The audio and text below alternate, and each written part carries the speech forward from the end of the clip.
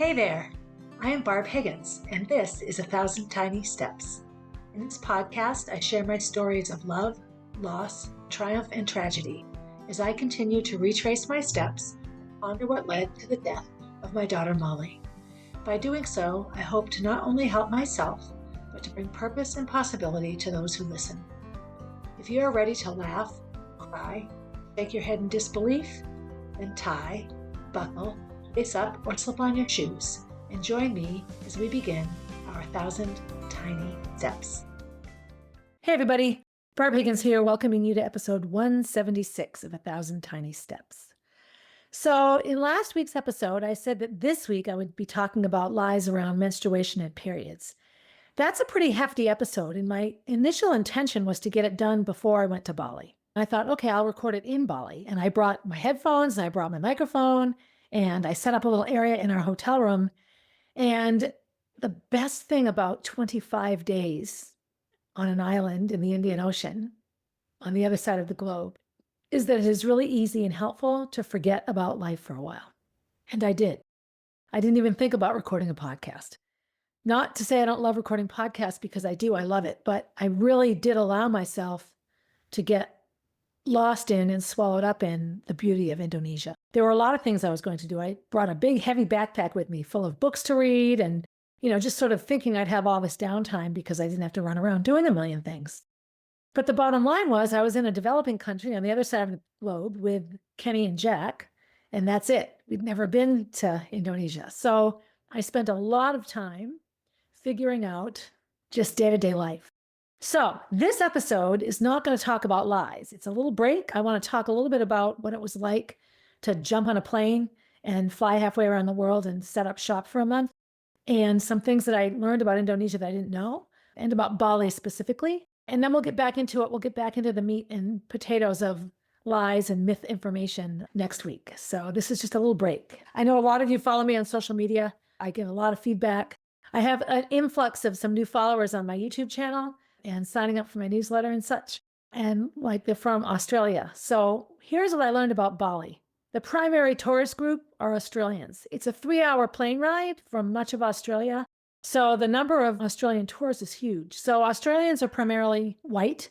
Australians and Americans look alike. Our voices are quite different in our accents. So we didn't feel like we stood out as Americans. People didn't really know we were American until we said where we were from. It was amazing. Another thing I learned about Bali that was an eye-opener for me is, yes, of course, there's Balinese people that have lived there for generations, Balinese culture, Balinese residents, but a huge percentage of residents in Bali are what's called expats. And an expat is somebody that is from somewhere else that sets up residence in a different country. When my brother Jonathan lived in China, he talked a lot about how a lot of his good friends were other expats. And that makes sense because you find commonality in being a foreigner. One of my best memories in Bali is a workout at the CrossFit gym that I went to every day. And we were put in little teams because it was a sort of Christmas Eve fun workout. The winning team, I did a little video. If you follow me on Instagram, go check it out. And I made a post out of it. And of the 7 people on the team, none of them were born in Bali. They were all expats or travelers. And 5 continents were represented. It was amazing. It was fabulous in just a million ways. I didn't realize that much of Bali was made up of people not from Bali. There's a movie called New Year's Eve. It's one of my favorite movies. I actually watched it on the plane coming home. There's a character in there that has a list of 10 things she wants to do before she dies. And Zac Efron's character, and Michelle Pfeiffer plays the woman, they spend a lot of the movie fulfilling her wishes. He figures out ways to help her fulfill her wishes without leaving New York City. In the Bali scene, go to Bali, she goes to a spa. That's the Bali spa. And I remember vividly what it looked like. And I thought, wow, I wonder if that's really what Bali looks like. Believe it or not, the resort that we stayed in looked a lot like the depiction of Bali in the movie New Year's Eve. We stayed at a very expensive resort. Now that I've gone, if I were to go back for any length of time, I likely would not stay where I stayed. We stayed at the Maya Sonor. Let me tell you, it was beautiful. The high prices, because it's the rainy season, which you actually think would be lower prices, but it's also the holiday season. So a lot of people go to Indonesia, to Bali, even though it's not the best weather, for their holidays. So we paid a good boatload of money to stay there for 25 nights. Having said that, it was paradise. It was the most beautiful place to stay. Crystal clear pool water, unbelievable greenery and flowers. The roof of my hotel was grass. I did a couple of Facebook Lives from there. It's astoundingly beautiful, like ridiculously beautiful. So parts of my preconceived notions around Bali were accurate. We stayed in this really schwanky resort. Although I assumed there would be poverty, I wasn't quite prepared for the abject level of the poverty. So America is a developed country. It's not developing, it's developed. Poverty to us can look horrifying. There are neighborhoods and slums and tenements and homeless camps that really show what poverty is like in America. What's different in a place like Bali, and I saw this on some Caribbean islands as well, and other developing countries, is that it isn't just like a homeless camp where people might be temporarily living. It's generations and families and relatives living this way for years and years and years. The reality of their lives is abject poverty. That was not a surprise to see for me, but the stark difference between the resort we stayed in and looking over the balcony of the hallway to the neighborhood next to the resort, seeing piles of garbage and wood scraps and a lean-to with a tin roof people clearly lived in. Like, it made me feel funny. It made me feel very, very privileged and self-indulgent, quite honestly. I can afford these things, and so I guess I shouldn't feel bad that I could go and do that, but I have a very hard time looking like I'm flaunting that around somebody who has nothing. So that's sort of what my eyes showed me. It was 23 hours in an airplane trip there. Flying to Bali, we had one quick layover, that's it. And so we spent all of the 24 hours just sitting in an airplane. I actually preferred that mode of travel. Coming home, we had 3 flights and a couple of hours in each airport in between. And I found that the extra 6 hours of airport waiting around and the getting on and off more than 2 airplanes added exhaustion to the trip. It was long. And airplane food, while amazing considering it's airplane food, it's really not the best. So our trip consisted of 2 things. 1, we were just tourists, staying in a resort, doing things on our own. 2, we're members of a cohort called Boundless Life community. And that company is a travel education company for families who like to either live a digitally nomadic lifestyle, living their life on the road, like my friend Austin, or families like us, maybe, who think, a couple months a year, I could go live somewhere else, and it would be nice for Jack to have connections with kids. Jack did really well hanging out with just Kenny and I. The 3 of us did surprisingly well. And I saw during the time that we spent in the preschool ways that Jack was ahead and stronger than his peers, and ways that he was just woefully behind. All of the other kids had a much easier time being left there. Kenny and I never left Jack. I wasn't going to take him to Indonesia and then leave him someplace with people he didn't know. All I would have done for the 3 hours or 4 hours he was in school was worry. So we didn't leave him. We stayed. Either I stayed or Kenny stayed, or we split the morning. And I learned a ton. The parts of Boundless that were great were the important parts. The teacher-student relationships, the facilities, the curriculum, the activities, the field trips, the monitoring of kids, the treatment of behavior issues. Unbelievably awesome. They clearly put a lot of effort into making sure they're training their educators properly. It was a bit misleading, and I don't say this to criticize the company, but I think it's important for those of you considering a vacation cohort to make sure that you understand exactly how many school days there are, because it was advertised for us as starting Thursday, December 12th and ending Thursday, January 2nd. That's 3 full weeks. And so I planned my departures 2 days before and 2 days after. That wasn't the case at all. We had a meeting on Friday, so there was nothing on Thursday the 12th. There was only a meeting on Friday. It took a chunk of the day, but it wasn't kid-free. There was 1 full week of school, the 16th through the 20th, and that was it. Then there was a field trip on Monday the 23rd and a field trip on Friday the 27th. That was it for opportunities that parents could drop their kids at school and have that work time. A lot of parents work. It's like a working vacation. So that was a bit unsettling because I might have left 1 day later and I might have come home a couple of days earlier. By the end of the trip, we were actually really ready to come home. Now, Kenny and I both got really sick. And so he spent New Year's Day in bed and I spent the next day in bed. So as I record this, it's January 7th. We're a full week into the new year and I have yet to work out. I haven't gone to the gym, not once. Oh. However, I am 7 days sober, no alcohol at all since New Year's Eve. And part of me thinks the universe is helping me because we got so sick and then we had travel and now we have such jet lag that alcohol is the last thing on either Kenny's or my mind. So it's nice that we're sort of in this together. One of the things I loved about the Boundless Life International piece of my trip is how much I learned about Indonesia. So Bali is one of 34 provinces. Indonesia is huge. There are like 17,000 islands, little ones, big ones, 34 provinces. So that a province is like a state. So Bali is a province. Indonesia is a Muslim country, but each province is very unique and different in its government, in its how it runs its life, all of that. So it would sort of be like if the United States really did have state autonomy. There isn't a lot of obvious federal regulation in Indonesia. The provinces are really truly allowed to function independently. So Bali itself is made up of 4 islands, and the word Bali means sacrifice. Indonesia was first sort of discovered and developed thousands of years ago, and it became a real touristy attraction, in the early 1900s, which a lot of things did. It's been a tourist destination for wealthy people for a long time. As I said, Indonesia is Muslim, but Bali, the island of Bali, was really Buddhist, sort of, when it was sort of not founded, but like put together. It followed a lot of Buddhist ideas. The government was Buddhist for a long time, and now it's Hindu. The majority of residents in Bali are Hindu. And so a lot of the daily practices you see, spiritual and ritual practices and little ceremonies and things, really reflect the Hindu religion. So India Hindu is a bit different than Balinese Hindu. I don't know the details of that.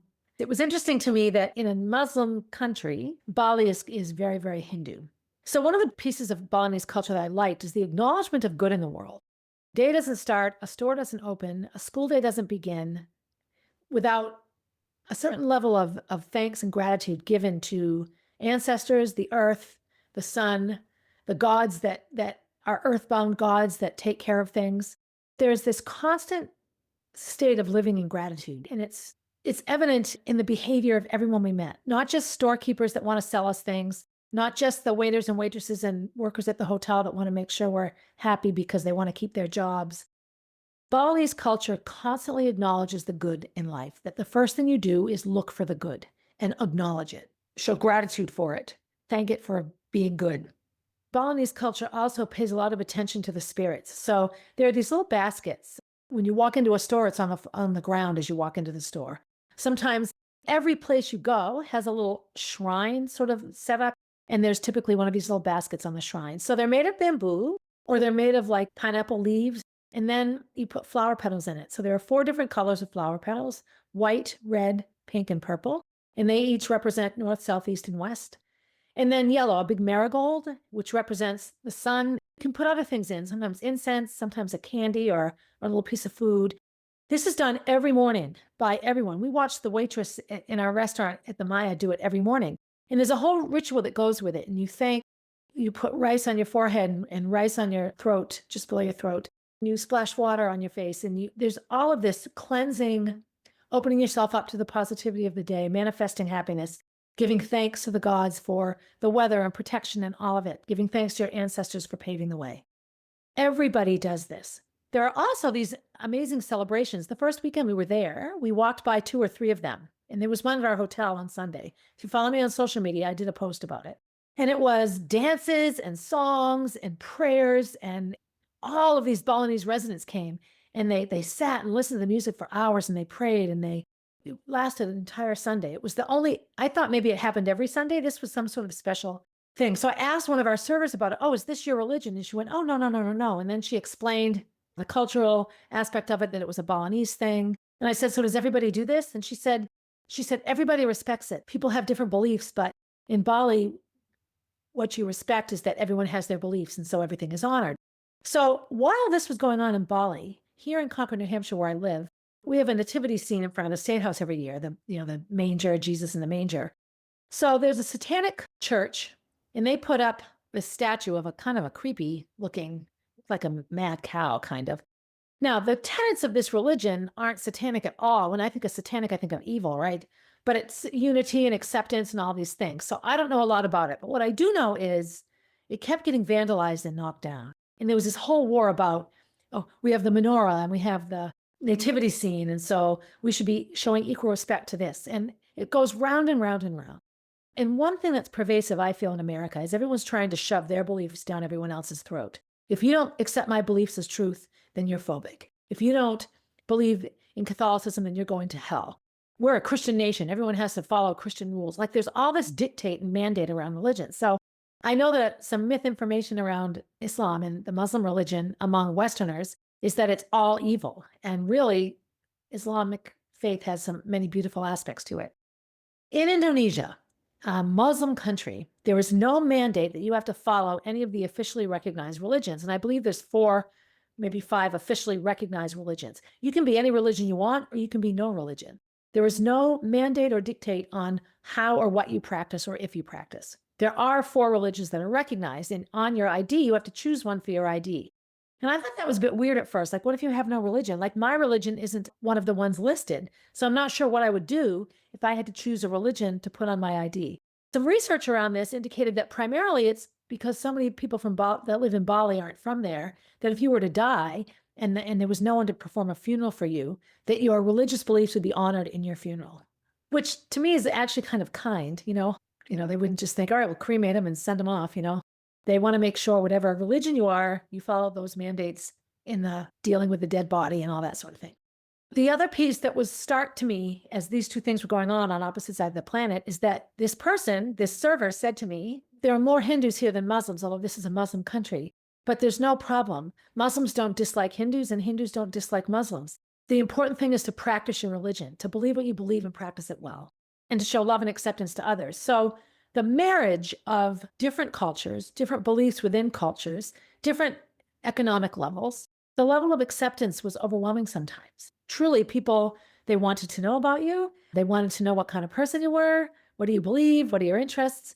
There's no judgment. There can be disagreement. You like that? I don't like that. But there's no mandate that anyone has to believe a certain way. And that was incredibly eye-opening for me. Some of the logistical aspects of Bali are no different than other places. So when I think back to the podcast episode I did on Buy Now, the Amazon podcast, and all the garbage and stuff, Bali has had incredibly fast growth in the last 25 years. And it's growing too fast to set up logical processes and plans for waste, garbage, sewerage, all of it. And so the piles of trash and the garbage and the plastic floating in the ocean and the level of pollution is heartbreaking because it's unnecessary. They recycle. You can see that there's a lot done to manage the trash, but there's also just piles of it hidden under bushes. And, it's hard not to see. There's also no drinking water in Bali. Nobody. The tap water is not potable. And part of this is because the water table is high. And so what happens is the wells dig down, but they don't go deep enough to get beyond whatever imperfections might be in the water. That's part of it. They don't have filtration systems and the necessary water treatment plants to make undrinkable water drinkable and safe. And they're going to run out of accessible water if builders don't start drilling deeper into the earth to get to the water. Drinking water is an issue. So everything that goes into your mouth has to come out of bottled water. So I know they import water. Those big plastic jugs of water are everywhere. I know that they filter water. When you get tap water in a restaurant, it's filtered and it's drinkable. They wouldn't serve it if it wasn't drinkable.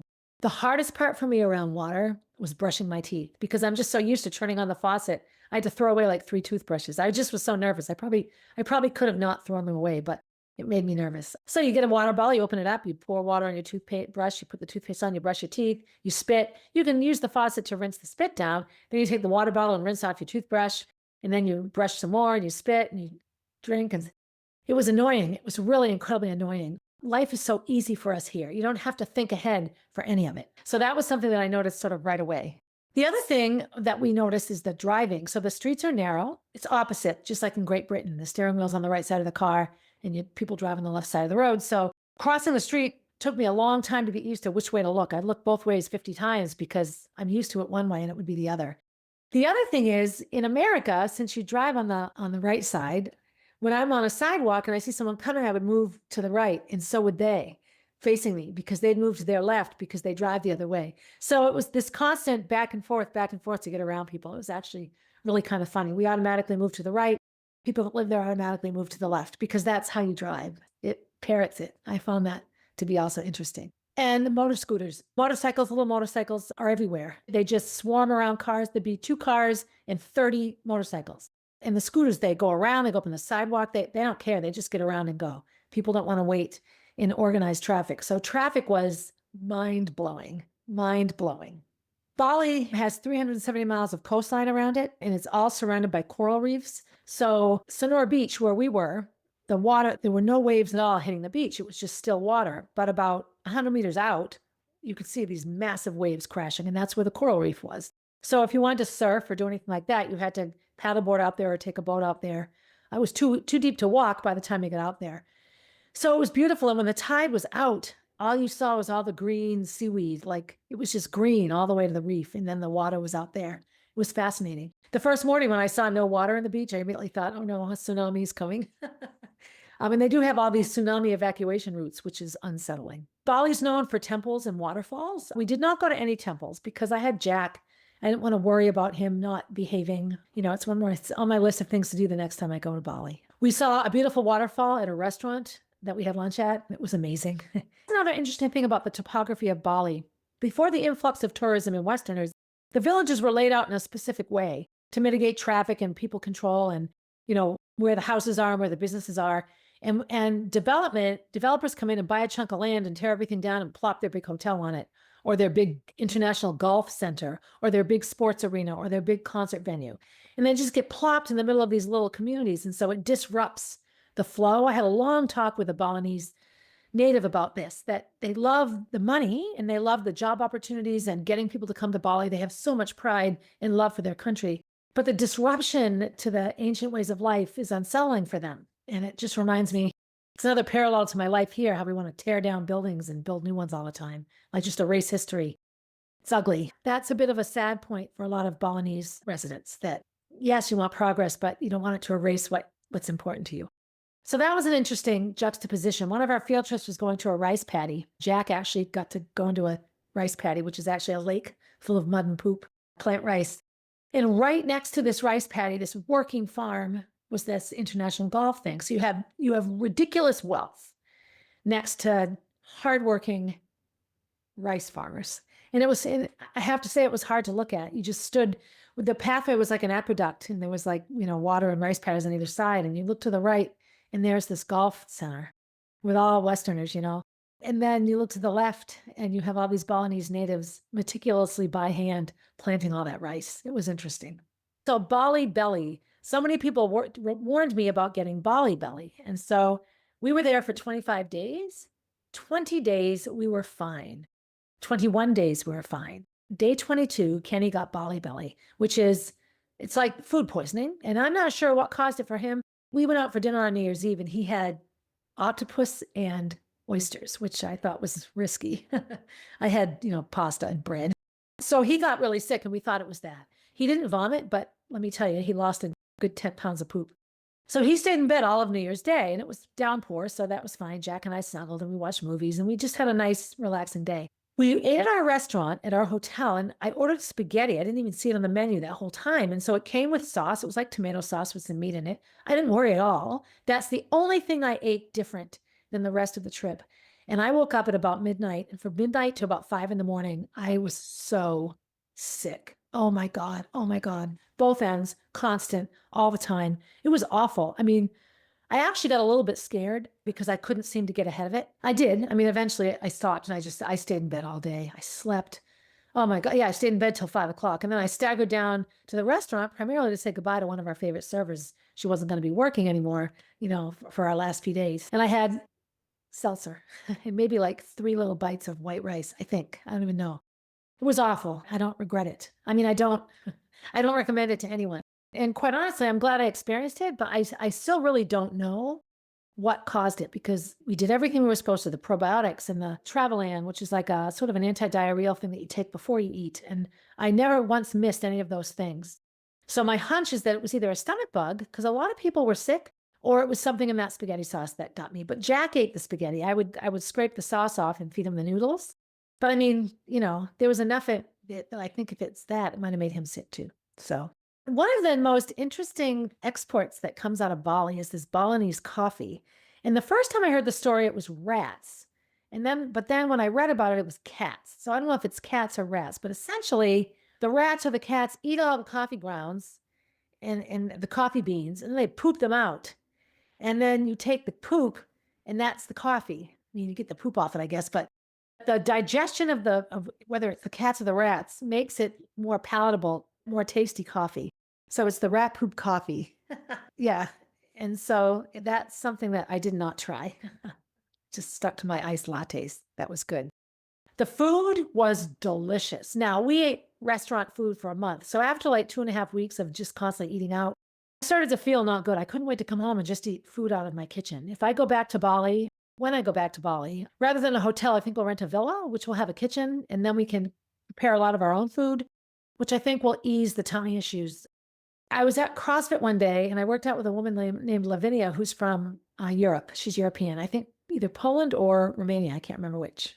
She's lived in Indonesia, in Bali, for about 15 years. And we talk a lot about work culture and family culture there. She mentioned that family ties are very strong in Indonesia, but there's no room for individuality in your family. And her example was COVID, this one woman in her whole family compound. So families live in compounds because housing is not readily available.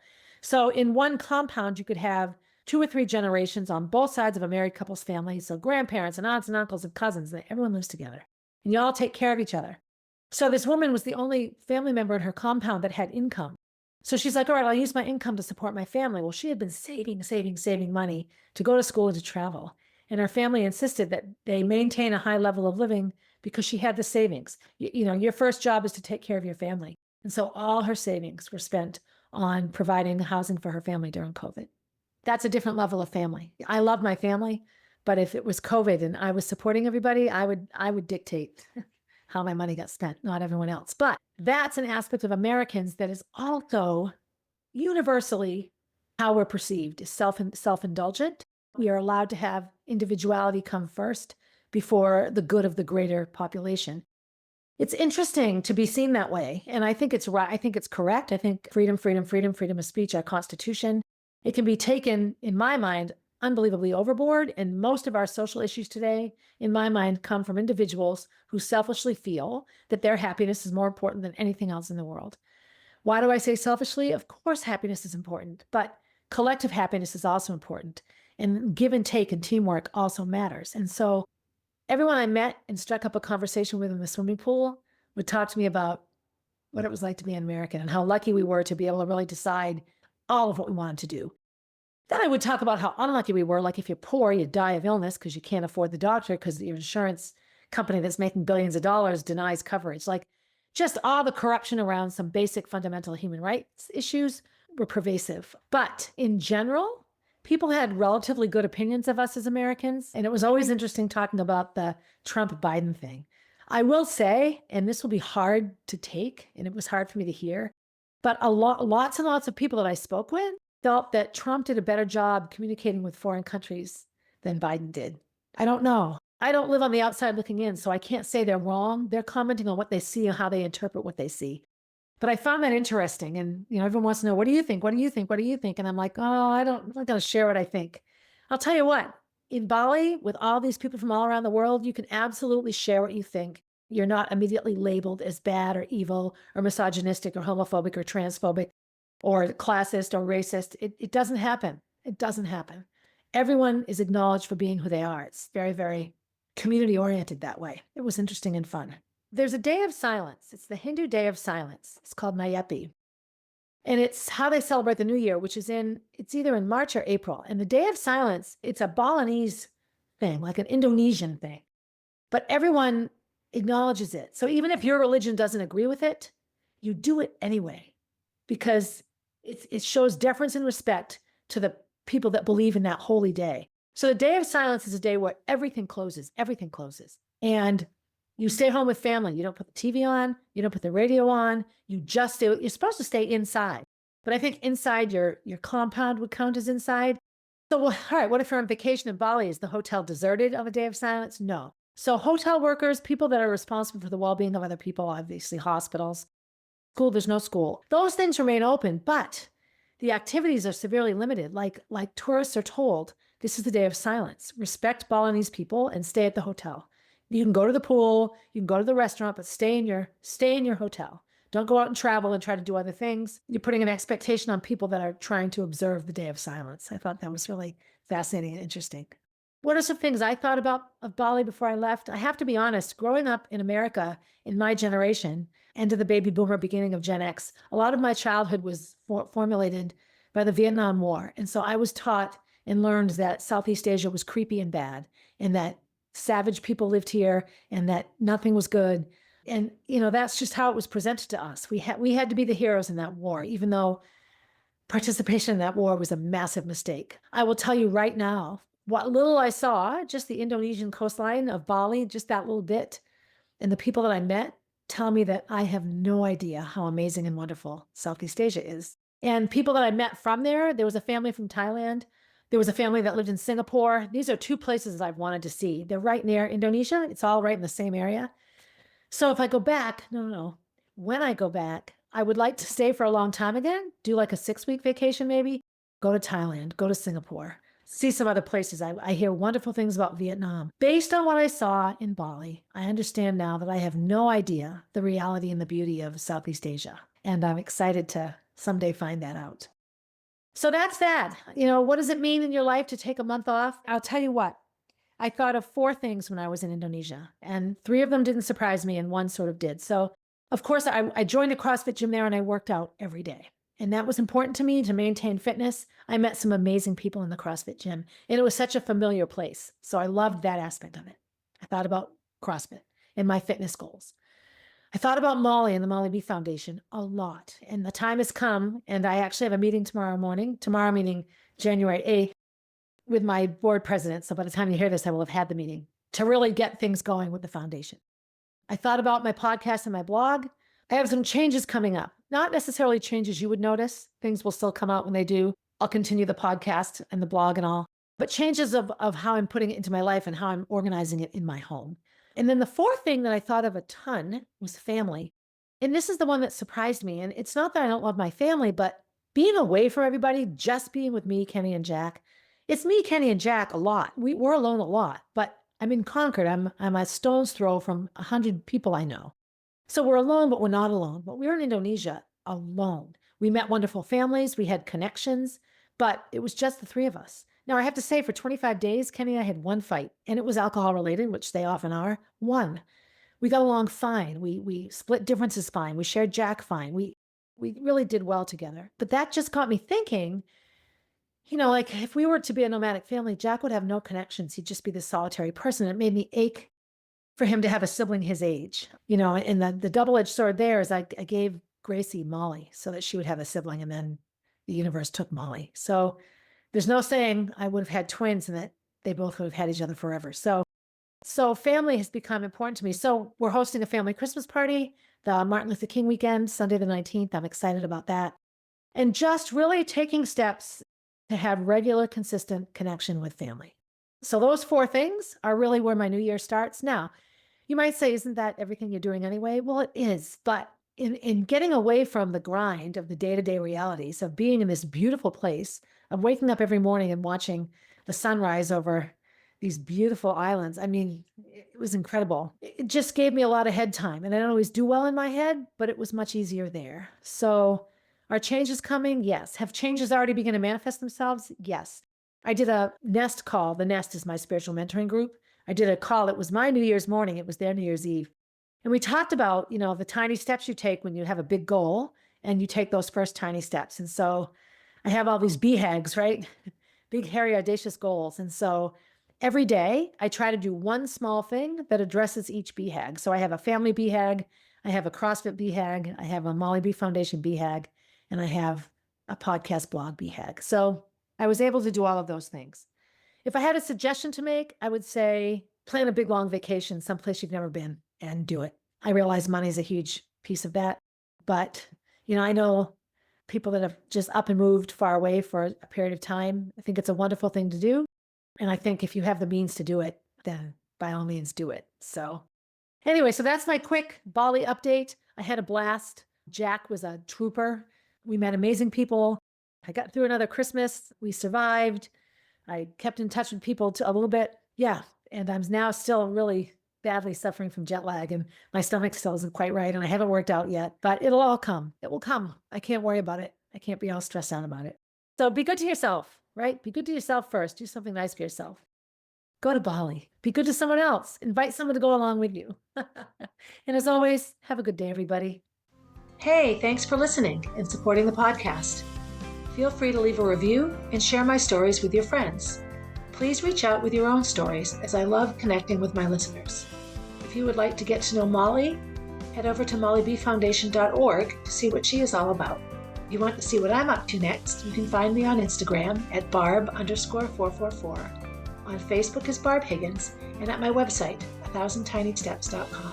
And while you're there, sign up for my newsletter, a weekly way to find out what's up in the life of Barb Higgins.